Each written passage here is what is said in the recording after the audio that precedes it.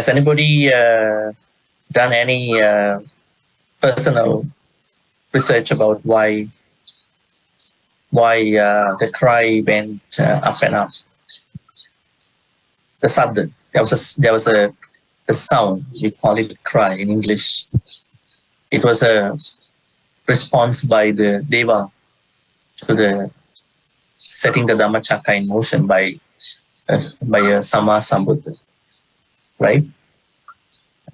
I think last Monday I was trying to tell you that this is like a normal phenomenon. Like when you get to hear that there's something new that is happening in your life, maybe outside, you might probably come up with a shock, maybe a surprise. It happened, right? So this kind of a excitement, I would say, in a way, a surprise was what happened to the Devas. Devas had not experienced that kind of a cry, sabda, basically a sabda, because of this new thing happened in the universe. Yeah, so we all study every day. We study together. We are trying to look at what the Buddha exactly said in these suttas. This is our prime purpose in studying the suttas. Not that we can actually interpret our own ways, rather than looking at what the Buddha really meant in the suttas. It's a very tough task. Why is it a tough task? Because without studying a certain great number of suttas, you will never understand what a specific sutta is talking about a particular phenomenon, particular Dhamma teaching, right? So that's why we are studying different other suttas sometimes even we study Dhammacakkapavattana Sutta, we are also studying other suttas sometimes just to understand what the Dhammacakkapavattana Sutta must have mentioned. We are sometimes going to cross-check, throughout the canon just to understand, right? All right, let's get into the sutta now. Etam Paranimita Vasavatinang Devanang Saddang Sutva Brahma Kaika Deva Saddang Anusavesu. So that means having heard the cry of the Paranimita Vasavati Deva, then the cry is going onto the Brahma bowl. So normally it has to be an arrow that is facing up north. But while we are studying the sutta, it is as it talks about, right? So Brahma Kaika Deva, why did the Buddha mention Brahma? Brahma's also as a part of Deva. Now, normally we know Devas, right? Devas. But why Brahmas are also Deva? So Deva and then Brahma Deva. Are there any differences between these two? Who are the Brahmas? They are also Devas. So we can call them as higher Devas. So when you see the last heaven, the Brahma world, Akarnita, material Brahma world, that is what you call by the highest Brahma world. Rupavachara, material Brahma worlds. Then there are 4 immaterial Brahma worlds. But normally, the last Brahma world of the Rupavachara world. Rupavachara means material. Now you see Kamavachara, Rupavachara, Arupavachara, right? What are they? These are the three types of worlds. What are they? Kamavachara world. What is Kamavachara world? Kamavachara world means heaven, any being in the hells, any being in the human world, any being in the 6th heaven. So they all are part of the Kamavachara. They all belong to the Kamavachara world. Then Rupavachara world is the second one. Second higher. So that means there are 16 Brahma worlds which we will be studying today. Then Arupavachara Brahma worlds. So there are 4 immaterial Brahma worlds. That means, now some people misunderstand. Rupavachara Brahma worlds to them is they think there may be no mind. Right? There is mind, but the mind is subtle. The Rupa part, body part, is very solid. Rupa part is solid, but the mind part is subtle. But there is a mind. Without the mind, nobody can survive because Nama Rupa must be present in any being. Then when it goes to Arupavachara worlds, the body part, Rupa is not solid, Rupa is subtle, but the mind is solid. Right? Now, what is happening in the Kamavachara world, especially with regard to the human world? Our Nama and Rupa are mostly solider than the Rupavachara and Arupavachara beings. Especially our body is very solid. That is why we come up with lots of akusalas, right? Now, devas do not eat food like us, but we eat solid food. Then, when you eat solid food, you will become a solid person. Then you are more into, we are all more into both kusala and akusala, mostly akusalas. You can't say it's bad. It is how things happen to us. But devas don't eat our food, right? Do they eat our food? According to the text. No, they don't eat rice, they don't eat these drinks, right? It is said that some of the Brahmas, they never eat anything, never drink. They eat happiness. Some might, how come the Brahmas eat Abhasara? Abhasara Brahmas are eating happiness. Now, can we eat happiness? Now, I want you to think about a very happy day in your life. Let's say something that you were expecting for many years, probably many decades, all of a sudden came true. Maybe your son's graduation, maybe something else, maybe money, maybe expectations got met for some reasons. On that particular day, maybe since that particular day, you can pay close attention to that particular time on the day, maybe probably a day or 2 or 3. You might almost forget about the food. You don't want to eat that day. You are so happy. You are so happy. Now, when do we eat a lot? Either when we are spoiled a lot, or either when we are mentally so down. These are the 2 days we're going to eat a lot, isn't it? Right? So, compulsive eating happens to us. Either we are so greedy, or either we are very dissatisfied with what is happening to us, frustrated. But when you look at a day which brought you lots of happiness, you might probably not think about food. Because you are so happy. So happy. Now think about the food of the Avasara Brahma world. Brahmas, they don't eat solid food. So my point that I was trying to tell you is that Devas and when you are Brahmas, they don't eat solid food. When you don't eat solid food, you can't do that. We can't do that because we are humans. Then what happens? You are not creating lots of solid thoughts about anything. The Buddha said that first your body is easy to focus on the Dhamma. That is why even the Buddha asks us to eat in moderation, right? So that is better. All right. So now the cry, the Sadda went up to the first Rupavachara Brahma world. What is it? I have noticed, I have noted. Anuttarang Dhammacakkappavattana Appativattiyang Samanenava Brahmanenava Devenava Marinava Brahmunava Kenachiva Lokaspati. Then Itihatena Kanena Tena Muttena Yava Brahma Loka Sartuva. Now, Now the cry or the sound is going to different Brahma world. What is the first Brahma world? Brahma Parisaj. Then the second Brahma world, Brahma Purud. Then Maha Brahma. Paritab. Appamana.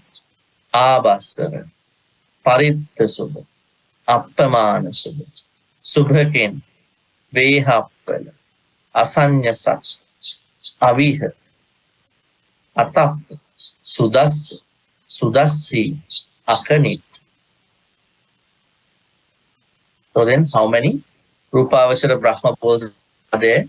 According to Dhammacakkappavattana Sutta, there are 16 Rupavachara Brahma worlds. Right? Okay, so after the sound, maybe the cry went up to the Akanitta, then the sutta is going to have a very formal finish. You can see here at 182, the sutta is going to be finished. So we'll take a look at the last section and then we'll focus again about the Brahma worlds. Ayanta dasasahasi lokadhatu sankampi, sampakampi, sampavedi. And this 10,004 world systems. 10,004. 10,000. Dasasahasi. Sankam, shook, sampakam, rocked, quake, sampavi, tremble. Appamano cha ularu, obhaso, loke paturabo. Appamano, immeasurable. You can't count. Huh? Ularu, glorious. Obhasu, light. Patura hosi became manifest in the world. Now, first there was a cry, there was a sound. Now it has become a light. Right? Sound and then now light. So this is very interesting to know. Sound and light at the end. Then Atikkamma devanang devanubhavan. Atikkamma means transcending or surpassing.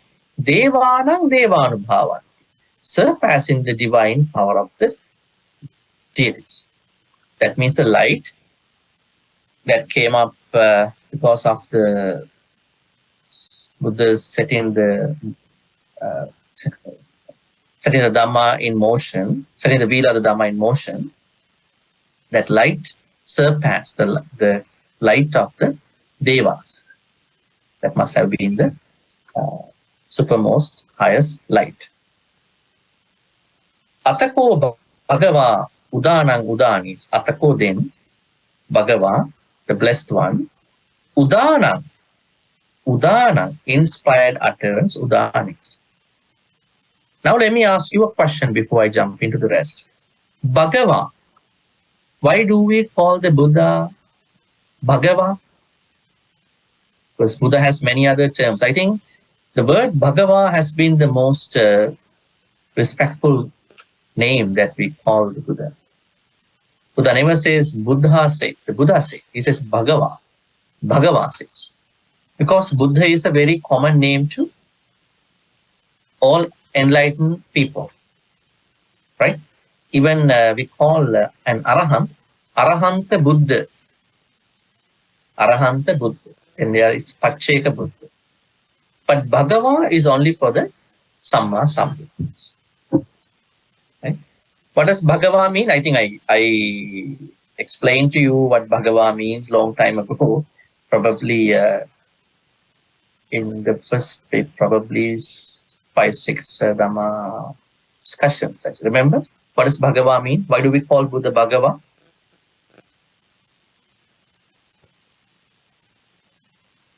That's an interesting thing to ask. Huh? Why do we call the Buddha Bhagava? Somebody can say, blessed one, lucky one, you know. You have to understand something beyond, you know, these words, translations. Bhagava. Now the meaning of Bhagava is the person who eradicated raga, dosa, moha.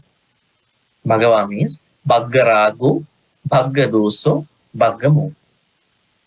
Right? So he eradicated. Now, you could say, then what about the Arahants? Arahants also then eradicate raga, dosa, moha. But when the Buddha eradicates raga, dosa, moha, he eradicates all the vasana qualities too. This is interesting. How many of you know this word? Vasana. Let me type that too here. Vasana.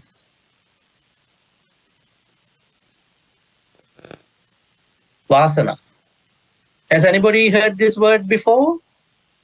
Vasana. It is said that the Samma Sambuddha, when he becomes a Samma Sambuddha, he is going to eradicate raga, dosa, moha along with vasana qualities. Vasana. What does vasana means? Our sansaric habits, good or bad. Remember when the Buddha was giving a Dhamma talk, somewhere, probably in Jetavana, he told something very interesting about the audience. He said, look at 3 people in the audience. They are trying to pluck some leaves of flower pot in the Dhamma hall. Now, these individuals were monkeys for many sansaric lives. So they want to do the same thing after became humans. Interesting. And look at those people, maybe one or couple of people. They were trying to crush the floor. They were actually sitting on the floor. And they were some centipedes in a past life. So they used to be centipedes. So they do the same thing in this life. And there were some others, they are not focusing on me. They are not looking at, they are looking up in the sky. They were fine astrologers in past. Solar system, maybe some of the planets, So they are doing the same thing. Now don't worry, I'm observing you. I'm not observing you that way, but the Buddha observed. Buddha said, these are sansaric qualities, habits. We call them vasana. So Arahants do not eradicate vasana qualities when they become Arahants. That's why you see some Arahants who are like, you remember the Arahant called Pilindivacha. This Arahant always talks to people. Hello, outcast, how are you doing? The people get mad, how come you talk to us outcast in India? Then one day, he saw a man who was bringing some mangoes in a cart. He stopped him, this Arahant. He said, outcast, how are you? What is in your cart? Then the vendor was very unhappy, how come you call me outcast? Then he said something wrong to him. He told a lie to the Maha. He didn't know who is this. He said, this is not mangoes, this is something else. Then the mangoes turned to be the thing that he told as a lie. Then he approached a wise person. He said, I told that monk a lie, that these are not mangoes. Oh, he must be an Arahant.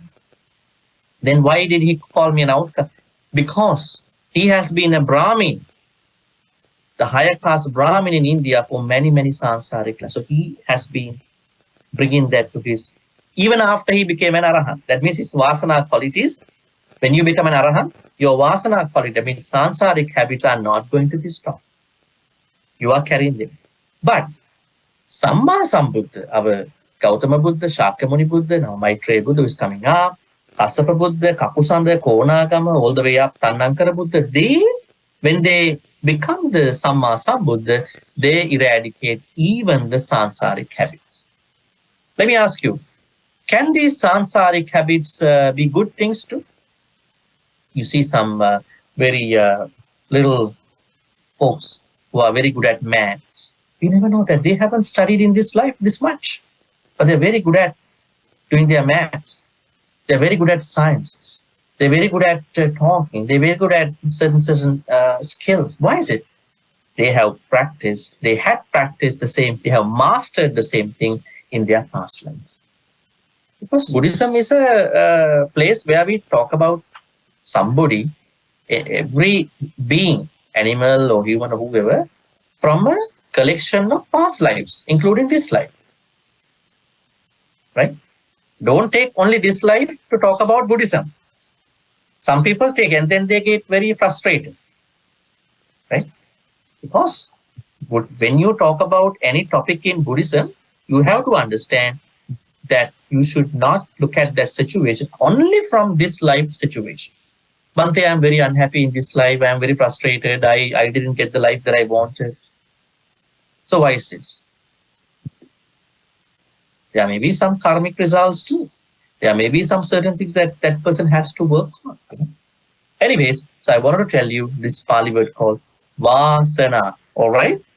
Vasana. Next time when I ask you, now you know what to say. What is Vasana? I want to check whether all of you got that meaning. What does Vasana means? Let me show you again. Vasana. Vasana means sansarik habits. Right? Sansarik habits. Now that is why there were astrologers who did the same astrology while they are listening to Dhamma. These are very unique things. Good or bad. All right, let's go back here. Bhagava, right? So Bhagava means that the Buddha became Samma Sambuddha by eradicating Raga, Dosa, Moha. At the same time, he eradicated even the Vasana qualities, all these Vasana qualities. Udana, he uttered an Udana. What does Udana mean? Udana is an inspirational statement. Do we find Udanas, other Udanas in Buddha's life? Can you tell me any Udana that Samma Sambuddha or maybe Prince Siddhartha or ascetic Siddhartha or Gautama Buddha made? Can you remember them? Udana is a certain kind of statements he made. Now here he makes a Udana. What was the last word? What were the last words of the Buddha, Shakyamuni Buddha? Can you remember? How many of you have been to India, some folks? India? You've been to India? All of you been to India? Must have been to India, right? When you go to India, at the place of Kusinara, you are going to see the place where the Buddha passed away. Just before he passed away, he made a Udana. He called it a Udana. A statement. What did he say? What were his last words? His last words were, Vaya Dhamma Sankhara Appamadena Sampadi. All Sankharas are going to change. Therefore, we have to strive on with diligence. Appama. Right? This is a Udana he made. You could say it's a special statement. And then, once he became the Samma Sambuddha, did he make a Udana? Yes, he did. What was it? Aneka jati sansarang sandhavisang anibbisang gahakaraka gave santo dukkha jati punakpunang gahakaraka vittosi punagehanna kahasi sabbate pasuka bagga gahakutang visankara gatan chittang tanhanang kaimachaka. Interesting. Aneka jati sansara, during many sansaric lives. Aneka jati sansara, sandhavisang anibbisang gahakarakang. I have been looking for the carpenter. I've been looking for the carpenter who is making this house of sansara. And then finally, I'm lucky enough, I found him. Gahakaraka dittosi. Punagehannaka. He is not making the house again.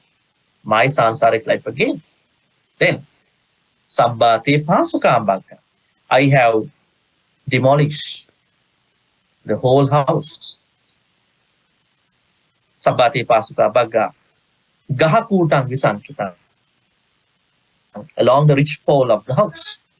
And then, Visankara gatan chittang. My mind is now not on Sankara.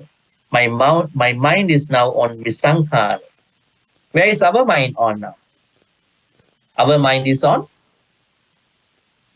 Where is our mind on now at this point? Anybody? Now our mind is on. You might say your mind is on a certain emotion, certain state of mind, but on a larger, broader scale of Dhamma teachings about your mind, where is our mind on now? Our mind is on Sankhara. Now, what is this Sankhara? Rupa, Vedana, Sanya, Sankhara, Vijnana. What is that Sankhara? Karma, good, bad karma, good, bad, mixed karma. Isn't it? Isn't it our life is on Sankhara or Visankhara? Our mind is on Sankhara. Now you are coming to the temple, you want to make good karmas, isn't it? Why? Because you want to create good Sankhara. But the Buddha said, my mind is now on Visankhara. I have exceeded the Sankhara. I have no good merits, bad merits, no good karma, no bad karma. I have exceeded the level of karma. Interesting. But we need some good Sankharas until we attain Nibbana, right? We don't want to try this Dhamma path with being so poor, with being so desperate, with being so difficult in our life. Can we practice the Dhamma path by having a very difficult life? Very difficult, right? So if you have a comfortable life, it is easy to practice the Dhamma. That's why we need to create some Sankharas. But when the Buddha said his mind is on Visankhara, it means he has exceeded, he has gone beyond the Sankharas. Then, Visankhara gatan chittang tanhanang kayamajjagati. Tanha has been uprooted. This is Udana. Now here, the Udana is what he called Anyasi vatabhu Kondanna. Anyasi vatabhu Kondanna. Anyasi vatabhu Kondanna. Kondanna has indeed understood. Kondanna has indeed understood. What did he understand? What did Kondanna understand? What did Kondanna understand here? Now I want to tell you something very interesting here. What did Kondanna understand here?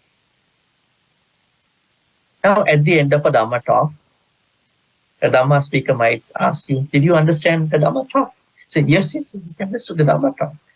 But here, the word understanding is not that understanding.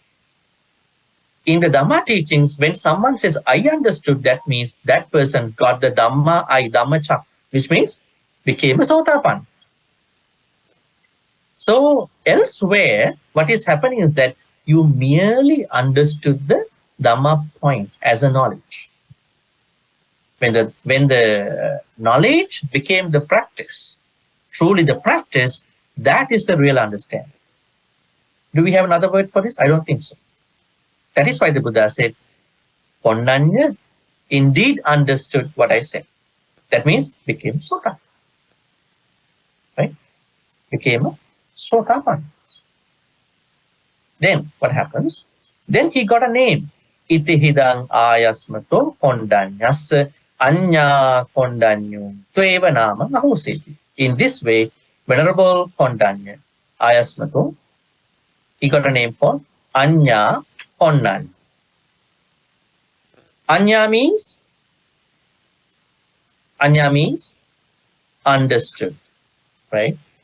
Because Nya means Nya to understand part. Anya means it's the past. It's the past tense form of Nya. Anya means understood. So he got another name called. He was Kondanna before, and he was named as Anya Kondanna. All right. Now let's go back to the Brahma worlds. Here, in order to go to the Brahma worlds, we gotta go to the text over here. See, can go to the block here. Sutta study 20 days. What are the 16 Brahma realms, Rupavachara, and how are these beings reborn in them? Okay, if you practice the first jhana, How many jhanas do we have, folks? We have how many? 9 jhanas. 9. The first 4 are belong to the Rupavachana. The next 4 are belong to the Arupavachana. The 9th one is belong to the Buddhism. It's exclusively Buddhism. It's not Hindu. It is Buddhist. We call it Nirodha Samapatti. Sanya Vedaita Nirodha.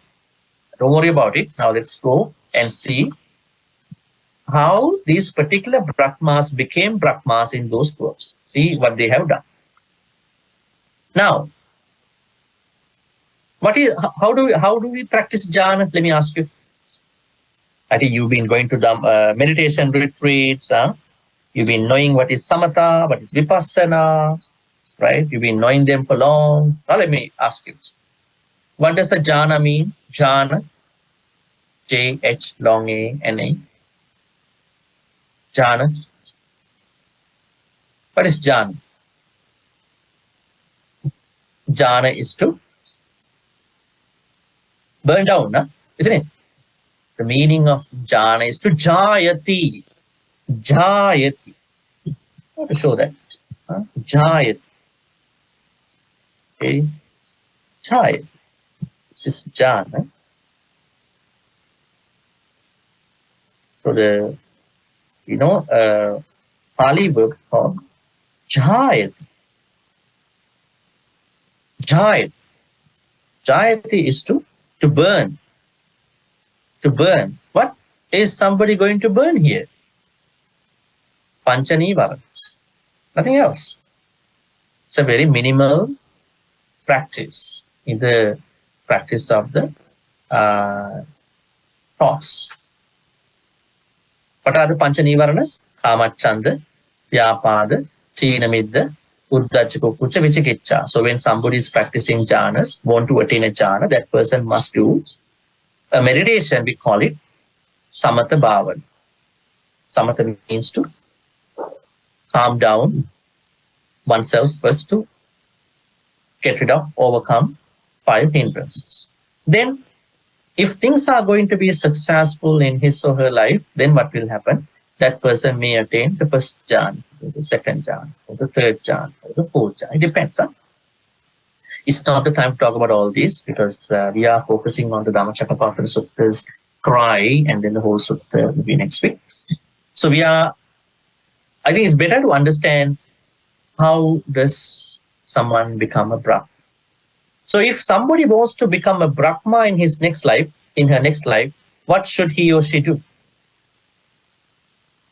He or she should particularly attain certain jhanas in this life, and then that person passes away, going to be reborn in that particular Brahma. Let's see how it happens.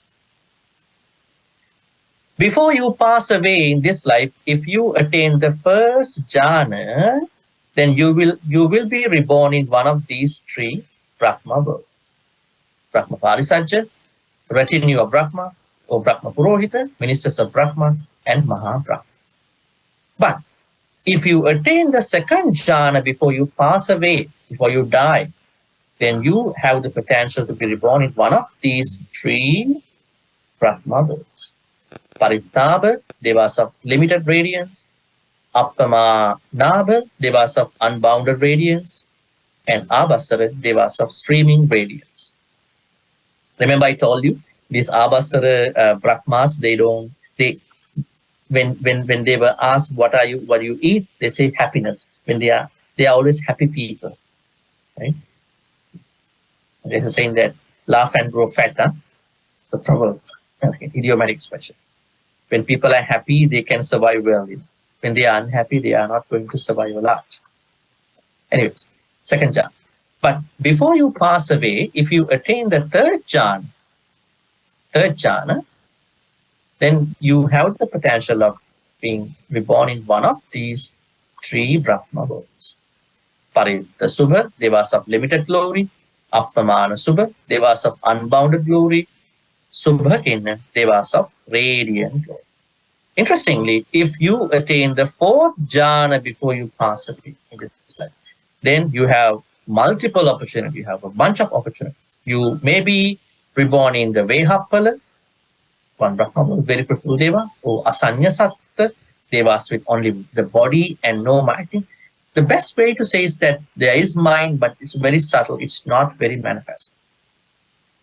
And then Aviha, durable Devas, Atappa, untroubled Devas, Sudasa, beautiful Devas, Sudasi, clear-sighted Devas, and the highest Brahma bowl, Rupavatara, Akanita, peerless Deva.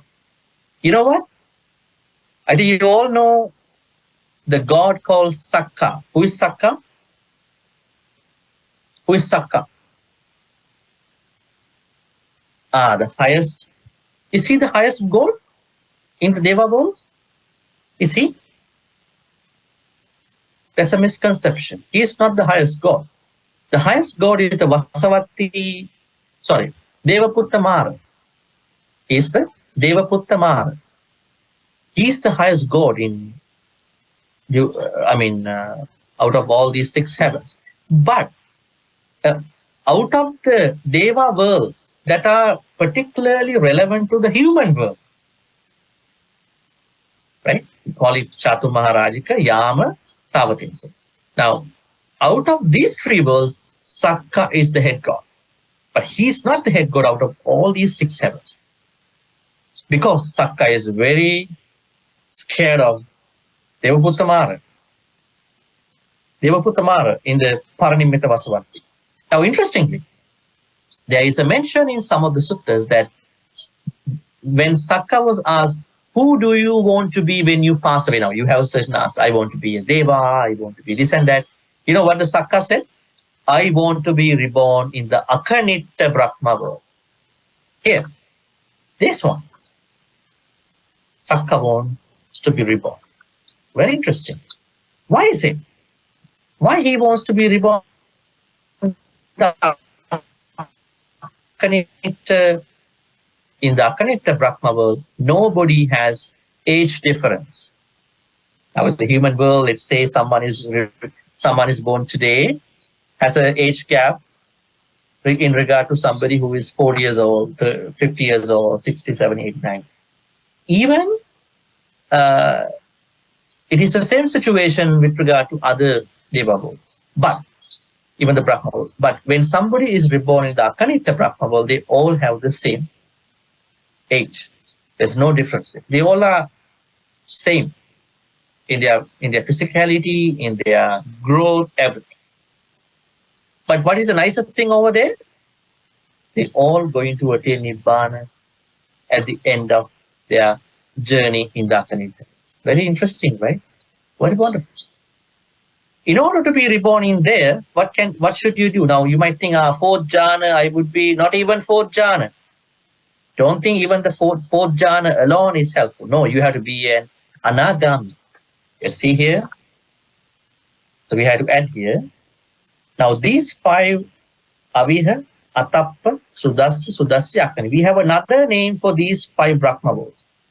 Now everybody who got the 4th jhana, they are supposed to be reborn in one of these, one of these 7 Brahma worlds. But in order to be reborn in the last 5, you must be an anagami here in the human, along with the fourth jhana, 4th jhana, and the spiritual attainment called anagami. Now let me ask you, the last 5 Brahma worlds are called as 5 pure lands. I call it pure lands. Now the Mahayana says there's one pure land where Buddha Amitabha lives as the Dhyani Buddha. And we say it's Shakyamuni Buddha passed away, now Dhyani Buddha lives. Pure land. But Theravada, this text says, no, not one pure land, 5 pure lands. Interesting. There are 5 pure lands. But interestingly, now how can you become reborn in the pure land in Mahayana? What is it said? You have to practice, you have to chant a lot. What you are supposed to do? You have to say, What are you supposed to say if you want to become part of the Pure Land? To see the Buddha Amitabha, you have to chant Amitabha, Amitabha as many times as it was good. I believe that not everybody can learn suttas. I believe not everybody can learn Dhamma in Sanskrit, Pali, whatever. So everybody should have an opportunity, right? But the text says that the book's Pali text says, just because you chanting the name of somebody, you cannot be reborn in a Pure Land. You must become an anaga to become born, to be reborn in one of the 5 Pure Lands. So that is not just a mere chanting.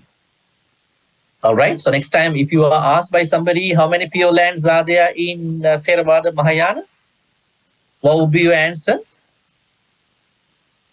Mahayana, there is 1.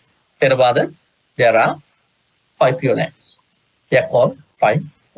Now, interestingly, the cry goes up and up, right? Now, it has come down to Akanit. Now, let's see some of the information about these Brahmavos. Okay, first one, Brahma Parisatya. You can see that they are the lowest, right? And then you can see that if somebody wants to become, become a Brahma Parisatya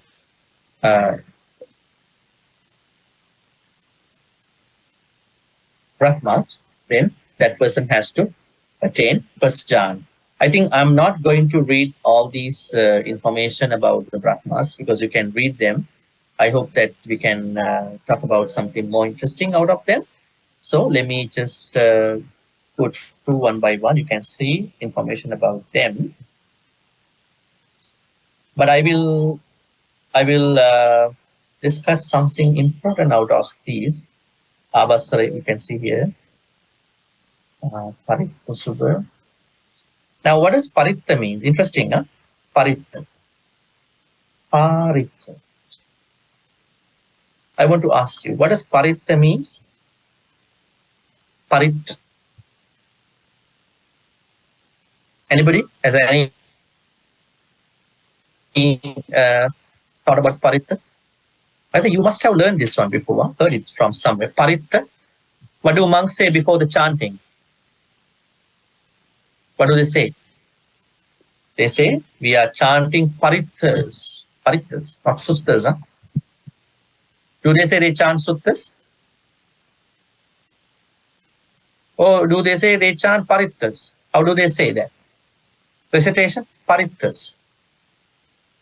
Isn't it? How come how come only few suttas become parittas? Chanting. How come other suttas become suttas? Right? Very interesting. Now, when you have lots of suttas, almost 7,000 around suttas in Anguttara Nikaya, 9,000 around suttas in the what you call Samyutta Nikaya, right? You could see around like almost close to 20,000 suttas. Why some suttas become parittas? You know the word paritta, right? P-A-R-I-T-T-A. Protection, protected chanting. That means other suttas are not giving you protection. Isn't it?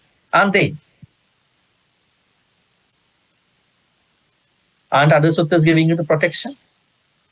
Okay, the answer to this question is that in Sri Lanka, long time ago, at the time of Anuradhapura Mahavihara time, monks prepared this chanting book, Chatubhanavara Pali.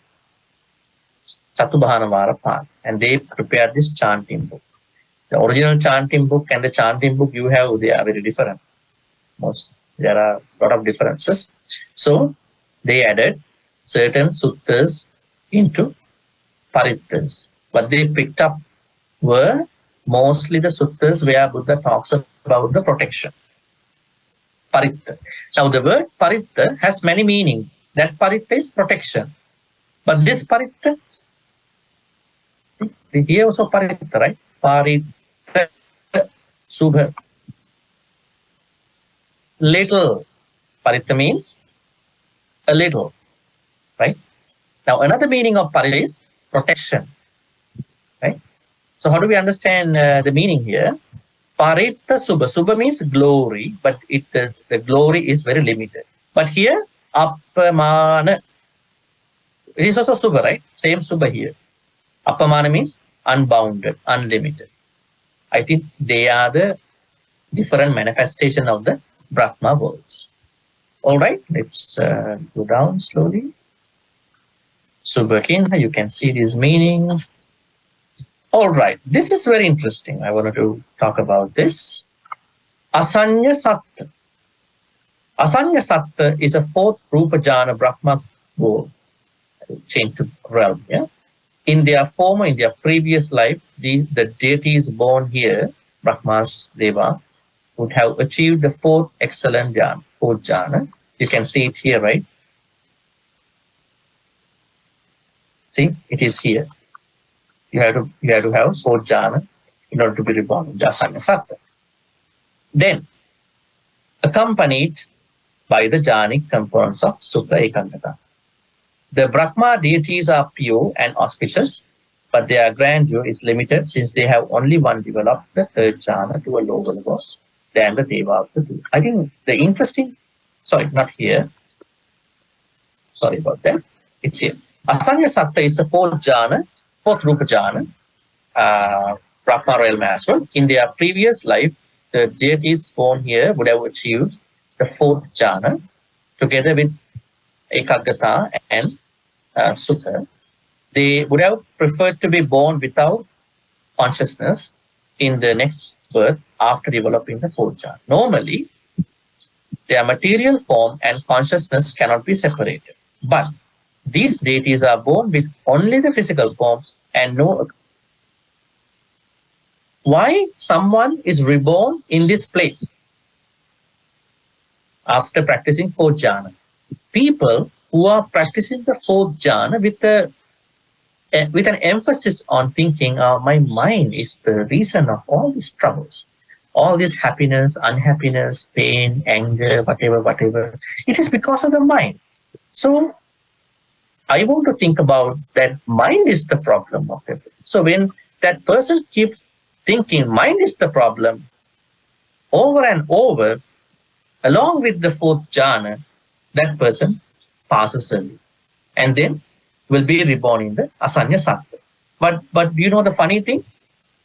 After spending many thousand years in the Asanya Satta, these people come to a point, oh, my mind exists. Then they are going to be reborn. They are going to die from that Asanya Satta Brahma world. The moment that they think about something, they're going to be reborn elsewhere.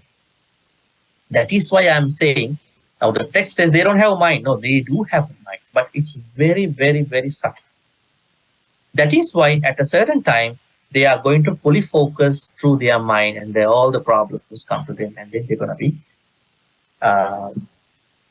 reborn somewhere else. Asanya Satta.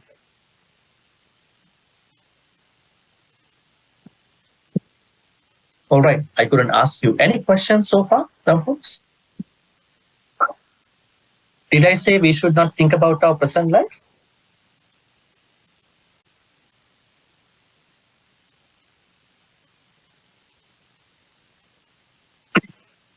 Yeah, that is okay. Let me tell you that is a topic that we will be discussing in our next sutta, Sabbasava Sutta. Let me answer you that question there. Let's save the information. The point she is making coming out of the Sabbasava Sutta, but I can tell you something about it. It is not bad. It is not wrong to what you call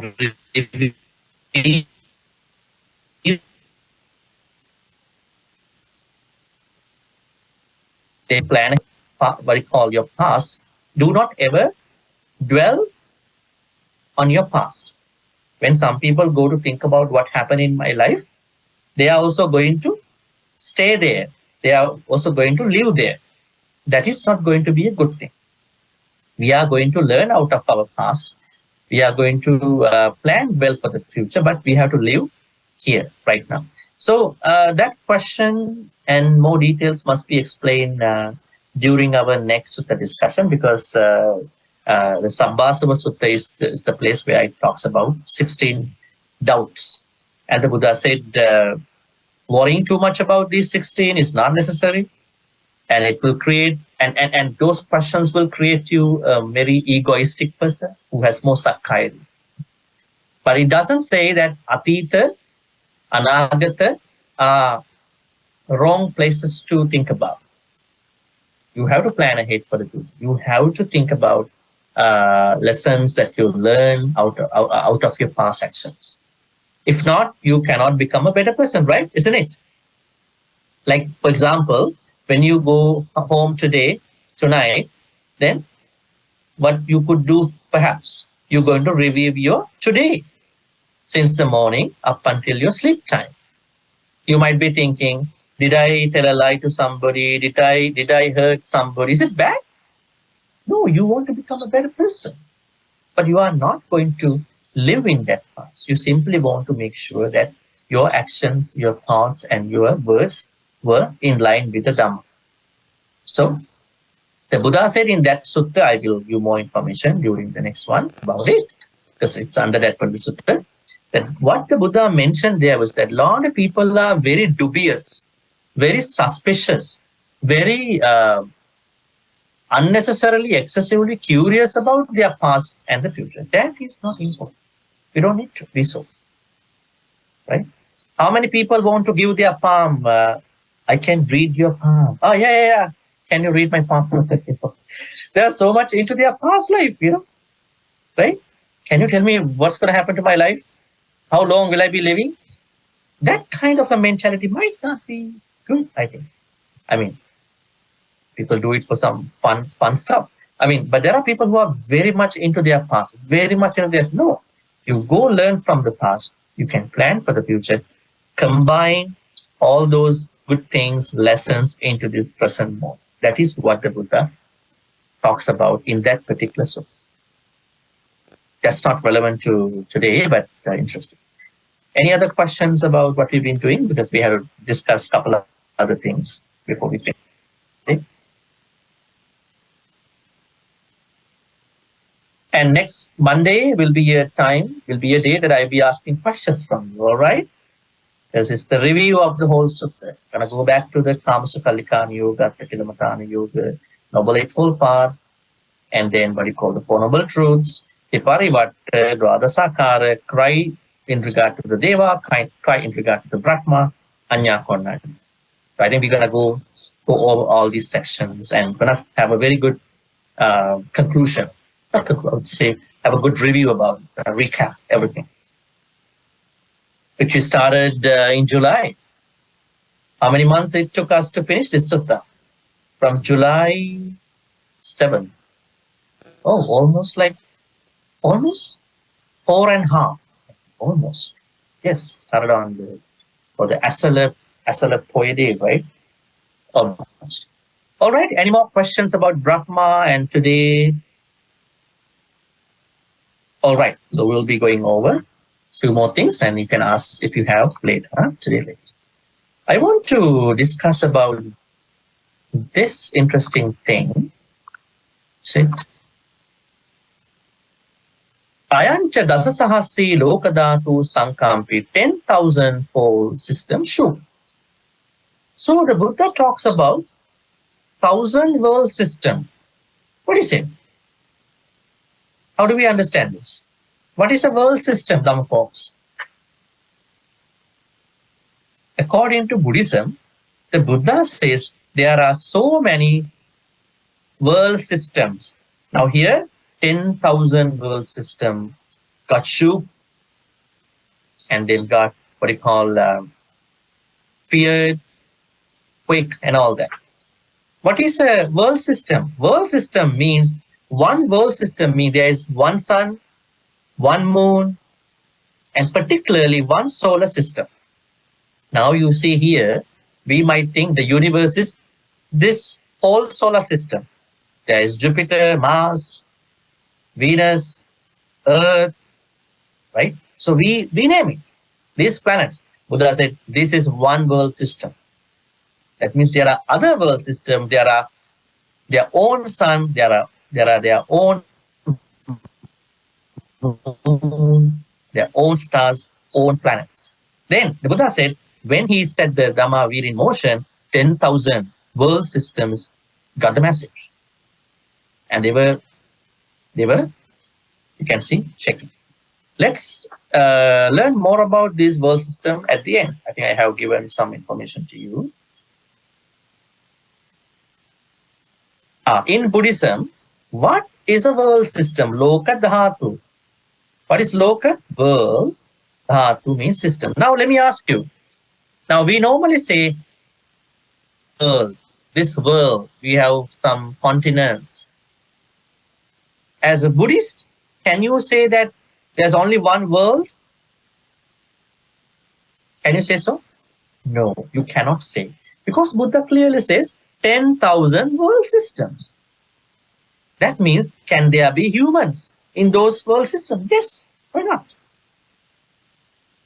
Scientific experiments have not been thus far able to find out these, what you call humans, but they have some suspicions. You can say Area 51 in Nevada, they are talking about these aliens, but they have not proved about these beings. But we are talking from Buddhism that there can be humans in other places, in other world systems. So you have to keep in mind, this is only one world system. Now let's learn a few more things about it. Huh? The sense of dhatu, world system, is well established. It refers to a specific constellation of cosmological details in the world.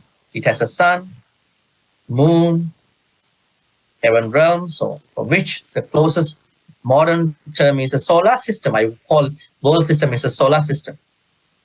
There are countless such systems. Dasasahasi Lokadhat, you can say 10,000. You could call it a galaxy in a way, you know. So we're going to quote Anguttara Nikaya's 3.80, this Sutta. Right? You can see what the Buddha says in this. Yavata Ananda Chandima Surya Pariharanti Disa Bhante Virochana Tava Sahasadal Ananda. The Buddha talks to Bhante Ananda. A galaxy extends 1,000 times as far as the moon and sun revolve, and the shining ones light up the corners. Now, what does it say? Now, previously, someone might say a world system has one moon. Each world system might have one moon, one sun. But the Buddha says, not exactly. It says that the moon and the sun is not only part of one solar system, one world system. That is why the Buddha here says the same moon and the sun shares all these, what you call world systems, share this sun and the moon. And see more information here. Ananda, a galaxy extends 1,000 times as far as the moon and sun revolve, and the shining ones light up the corners. See here? In that galaxy, there are 1,000 moons, 1,000 suns, 1,000 scenarios, king of mountains, 1,000 Indias, 1,000 western continents, 1,000 northern continents, 1,000 eastern continents, 4,000 oceans. Interesting, huh? 4,000 oceans, right? And 4,000 great kings, 1,000 realms of the gods of the 4 great kings, 1,000 realms of the god of the 33 Tavatinsa, Yama, joyful. What does it mean? That means now the system, what you call the framework of the world is same, but they have been multiplied in different solar systems, right? So we have to believe that this is not only one world system. There is only one world system. There are many thousand solar systems. Finally, This is called a thousandfold lesser worlds, called a galaxy, call it a Cholanika Lokadhatu, Sahasri Cholanika, Yavatananda Sahasri Cholanika Lokadhatu, Tava Sahasada, a world system that extends for 1,000 galaxies. Now, this is one of the highest form of solar systems, millionfold meeting system called galactic cluster, and then a world system that extends for 1,000 galactic clusters, we call it a galactic supercluster. Billionfold great world system. But Buddha does not talk about that. His cry went up to billionfold clusters, billionfold superclusters. He only says 10,000 world systems, solar systems could hear his Dhammacakka, is setting the motion of Dhammacakka in setting the Dhammavil in motion, was heard by 10,000 solar systems. That's very interesting. So that also tells us that we should not only believe that there's only one solar system. So whenever you go to a discussion, when somebody talks to you about the world, cosmology, never ever tell that person that the Buddha says only this. Buddha says that there's only one world and there are only certain planets. You have to always tell, Buddha talks about many solar systems, many world systems. In each solar system, there is a moon, there's a sun, there are Deva world, there are Brahma world. So it's such a very, what you call, inclusive, what you call, a place of many other planets. But interestingly here, 10,000 such solar systems could hear the sound. Now, you know the cry went up to the final Brahma world. Then what happened to the other Brahma world, the last four? Arupavachara Brahma worlds, why did the cry not go to those places? Arupavachara Brahma worlds are not very much highlighted in the spiritual attainments. Why is it? Can an anagami person going to be reborn in the four Arupavachara worlds? Akasananchayatana, Akinchanyayatana, Vinyananchayatana, Nevasa? No. Why is it? They are not part of the spiritual attainments. They are part of the jhanas. They are only part of the jhanas. Now let me ask you. Prince ascetic Siddhartha, he approached teachers, right? What were his first teachers after he became an ascetic? Can you remember their names? What were the ascetic Siddhartha's teachers? Bhargava, Alarakalama, and Uddakarama. What did he learn out of their teachings? So when he went to the last teacher, Uddakarama Putta, what happened? What he learned from him? He said, "What my practice is practicing jhanas, arupavachara jhanas. Then my practice is to attain the 8th jhana, neva sanya na sanyayatana." So you call it neither perceptions nor feelings. Huh? No, neva sanya na sanyayatana means neither perceptions nor non-perceptions to obtain or realize the 8th jhana. Then what happened? Then the what you call teacher Uddakarama Putta, the teacher Uddakarama Putta said, now you have come to the same level of my teaching. You are also someone who has the 8th jhana. Now can we share the disciples, our students? Can we teach? Then the ascetic Siddhartha said, no, this is not what I want. I want to go on my way. Right? Then what does it mean? Even without becoming a Sotapanna, Sakadagami, Anagami, you can attain these Sarupavachara jhanas. But you cannot be reborn in the 5 pure lands. In order for you to be reborn there, you must be a anagami. So that means when you are more focused on becoming a Sotapatti, now this is the idea of Dhammacakkappavattana Sutta, right? And when the Buddha said, Anya Kondanna, monk Kondanna understood my Dhamma. What does it mean? Anya Kondanna became a Sotapatti. So you cannot say that I understood the Dhamma today. You learn it. When you say you understood, that means you became a Sotapatti. On the other hand, Sotapanna, Sakadagami, Anagami. Sometimes there are some people, they are not practicing Sotapanna, Sakadagami. They are making a direct attainment to become an Arahant. But most people, they are working on becoming a Sotapanna. So in order to practice the jhanas, especially the Arupavachara jhanas, Buddha did not see them as very mandatory. Buddha said, jhana is a normal practice, everybody does, but you should practice to become a Sotapanna. Because you want to end the samsara. When you practice jhanas, you can do it to focus on vipassana. But if you only practice samatha, you will never finish samsara. You will never become a Sotapanna. That is the problem. What are the immediate benefits for you when you become a Sotapanna? Tell me. What are the immediate benefits? The most important benefit. What is the most important benefit of becoming a Sotapanna?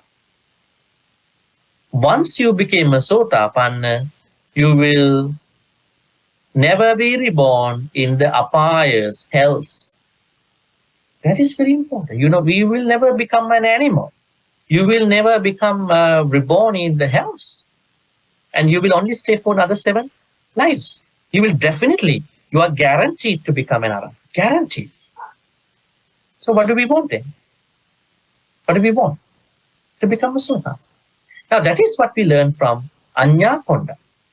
Anya Kondanna. Buddha says, this Kondanna understood my Dhamma. He got this new eye. We call it Dhammacakka. Dhamma eye. He got the Dhammacakka. The Buddha turned the Dhamma wheel in motion. The Buddha turned the Dhammacakka in motion. Anya Kondanna got the Dhammacakku because of that turning the Dhamma wheel in motion. Right? So that is very interesting. Any questions about this part, especially the solar system, cosmology, finally what we see about what happened? Maybe any other question about Dhammacakkappavattana Sutta before we have our review? Yeah, very interesting question. Yes. Chatum Maharajik. What is it? Yakhas live in the Chatum Maharajikas. But the problem is, Yakhas are not residents there. Their home is there, but they are elsewhere. Now, you know the Devas in the Chatum Maharaj. What is Chatum Maharajika? The nearest Deva world to the human world. Our human world. That's the nearest place. Now, you are very concerned about, what are our neighboring Devas? I may have a house Deva in my house. I may have Devas in the other places, but the Buddha says, Chatum Maharajika is the nearest Deva world. In this Deva world, there are 4 types of beings living. There are 4 types of, heads of Devas. Viruda, Virupakka, Dataratta, and Vessavana. That means Nagas, then Gandhabas, Yakhas, right? There are beings as such. Yakhas are supposed to live in the Chatum Maharajika heaven. They are under the direct supervision of a god called Kuvera or Vessavana. He is the one who is supervising all the Yakhas, right? Yakas are not necessarily Buddhist devas. Some of them are not Buddhist. They don't like to follow Buddhism. Some are Buddhist. Why do I say so? If you read Atanatiya Sutta, you can see when the Buddha was talking about 5 precepts, some yakas said to the Buddha, we don't want to follow you. You talk about not killing, not stealing, not misbehaving, not lying, not clouding the mind. Well, we do want to kill. We do want to, steal. We do want to misbehave. We do want to lie. We do want to cloud the mind. So some of them did not follow the Buddha. Some of them followed the Buddha. Right? You remember Alavaka Yakka? Right? Alavaka? He was a Yakka, right? It is said that when he became a Sotapanna. Interesting, huh? Right? After listening to the Buddha, Alavaka Yakka became a Sotapanna. But interestingly, when someone became a Sotapanna, in this case, when a Yakka became a Sotapanna, Yakka cannot keep the Yakka nature anymore. So he became a better Deva. He had to remove his Yakka nature. So Yakkas, you asked me whether there is a particular English translation for Yakka. So the usual translation is demon. Sometimes we cannot find a better translation. So what I would do at that point is I use the Pali word itself. Yakka is Yakka. Bodhi is Bodhi. Right? Buddha is Buddha. Nibbana is Nibbana. Metta is Metta. You can't translate sometimes. So yes, in English, they translate it to be a demon. But demon has an English Christian translation.